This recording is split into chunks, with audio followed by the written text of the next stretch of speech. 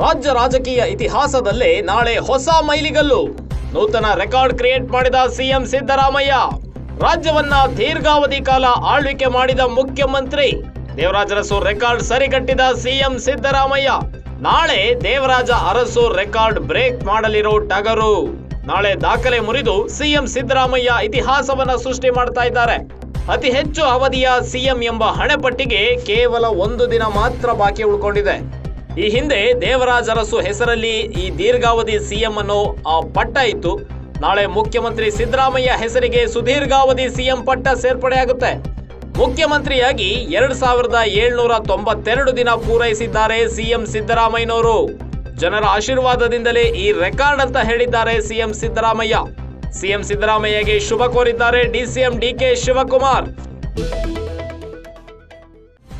ರಾಜ್ಯ ರಾಜಕೀಯದ ಇತಿಹಾಸದಲ್ಲೇ ನಾಳೆ ಒಂದು ಹೊಸ ಮೈಲಿಗಲ್ಲನ್ನ ಸೃಷ್ಟಿ ಮಾಡ್ತಾ ಇದ್ದಾರೆ ಮುಖ್ಯಮಂತ್ರಿ ಸಿದ್ದರಾಮಯ್ಯನವರು.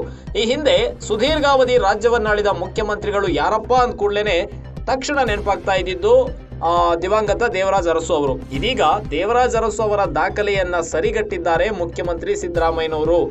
2792 ದಿನ ದೇವರಾಜ ಅರಸು ಅವರು ರಾಜ್ಯವನ್ನ ಮುಖ್ಯಮಂತ್ರಿಯಾಗಿ ಆಳ್ವಿಕೆ ಮಾಡಿದ್ರು. ಇದೀಗ ಸಿಎಂ ಸಿದ್ದರಾಮಯ್ಯನವರು ಆ ರೆಕಾರ್ಡ್ ಅನ್ನ ಸರಿಗಟ್ಟಿದ್ದಾರೆ. ಇವತ್ತಿಗೆ ನಾಳೆಗೆ ದೇವರಾಜ ಅರಸು ಅವರ ದಾಖಲೆಯನ್ನ ಮುರಿದು ರಾಜ್ಯದಲ್ಲಿ ಇತಿಹಾಸವನ್ನ ಸೃಷ್ಟಿ ಮಾಡಲಿದ್ದಾರೆ. ಇದರ ಜೊತೆಗೆ ಹೈಯೆಸ್ಟ್ ಬಜೆಟ್ ಮಂಡನೆ ಮಾಡಿರೋ ಮುಖ್ಯಮಂತ್ರಿಯ ಪಟ್ಟಕ್ಕೂ ಕೂಡ ಸಿಎಂ ಸಿದ್ದರಾಮಯ್ಯನವರು ದಾಖಲೆಯನ್ನ ಬರೆಯಲಿದ್ದಾರೆ. ನಾಳೆ ದೇವರಾಜ ಅರಸು ಅವರ ರೆಕಾರ್ಡ್ ಅನ್ನ ಬ್ರೇಕ್ ಮಾಡಿ ಅತಿ ಹೆಚ್ಚು ಕಾಲ ರಾಜ್ಯವನ್ನಾಳಿದ ಮುಖ್ಯಮಂತ್ರಿ ಎಂಬ ಹಣೆಪಟ್ಟಿಯನ್ನ ಸಿಎಂ ಸಿದ್ದರಾಮಯ್ಯನವರು ಕಟ್ಟಿಕೊಳ್ಳಲಿದ್ದಾರೆ. ಮುಖ್ಯಮಂತ್ರಿಯಾಗಿ 2792 ದಿನಗಳನ್ನ ಪೂರೈಸಿದ್ದಾರೆ ಸಿಎಂ ಸಿದ್ದರಾಮಯ್ಯನವರು. ಜನರ ಆಶೀರ್ವಾದದಿಂದಲೇ ಈ ಒಂದು ರೆಕಾರ್ಡ್ ಕ್ರಿಯೇಟ್ ಆಗಿದೆ. ರೆಕಾರ್ಡ್ ಇರೋದೇ ಬ್ರೇಕ್ ಮಾಡೋದಕ್ಕೆ. ಈ ಹಿಂದೆ ಸಚಿನ್ ತೆಂಡೂಲ್ಕರ್ ಅವರ ರೆಕಾರ್ಡ್ ಅನ್ನ ವಿರಾಟ್ ಕೊಹ್ಲಿ ಹೇಗೆ ಬ್ರೇಕ್ ಮಾಡಿದ್ರು, ಅದೇ ರೀತಿ ನನ್ನ ರೆಕಾರ್ಡ್ ಅನ್ನ ಇನ್ನೊಬ್ರು ಯಾರೋ ಬರ್ಬೋದು ಮುಂದೆ, ಅವರು ಕೂಡ ಬ್ರೇಕ್ ಮಾಡಬಹುದು ಅಂತೇಳಿ ಸಿಎಂ ಸಿದ್ದರಾಮಯ್ಯನವರು ಹೇಳಿಕೆಯನ್ನು ನೀಡಿದ್ದಾರೆ. ಇದರ ಜೊತೆಗೆ ಡಿಸಿಎಂ ಡಿಕೆ ಶಿವಕುಮಾರ್ ಕೂಡ ಸಿಎಂ ಸಿದ್ದರಾಮಯ್ಯಗೆ ಶುಭವನ್ನು ಕೋರಿದ್ದಾರೆ.